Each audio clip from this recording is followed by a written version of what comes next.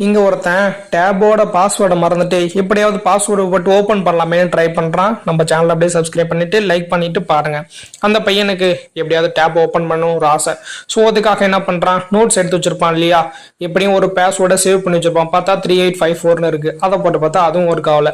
என்னடா அது, இதை மட்டும் தான் வச்சிருக்கோம், கடைசியில் இதுவும் ஒரு காவலியா நினைச்சு கடுப்பாயிடுறான். சரி ஓகே, ஒரு வழி இல்லை, அந்த மிஷின் ஆன் பண்ணி தான் ஆகணும் அப்படின்ட்டு ஒரு பழைய மிஷின் இருக்கு.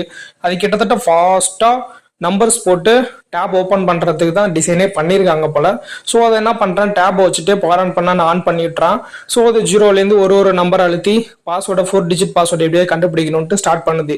குதிரவும் என்ன பண்ணுறதுன்னு தெரியாமல் ஓகே நம்ம கொஞ்சம் நேரம் சாப்பிட்டுட்டு தூங்கி ரெஸ்ட் எடுப்போம் அப்படின்ட்டு தூங்கி ரெஸ்ட் எடுத்துட்டு கொஞ்சம் நேரம் கழிச்சு சேஞ்ச் பார்க்குறப்ப தான் தெரியுது அது என்ன பண்ணுது, மிஷின் ரொம்ப நேரமாக பாஸ்வேர்டு போட்டுட்டு டக்குன்னு ஸ்டக் ஆகி பாஸ்வேர்டை ரெடி பண்ணி முடிச்சிடுச்சு, ஓப்பன் ஆகிடுச்சு அப்படின்ற மாதிரி தெரியுது.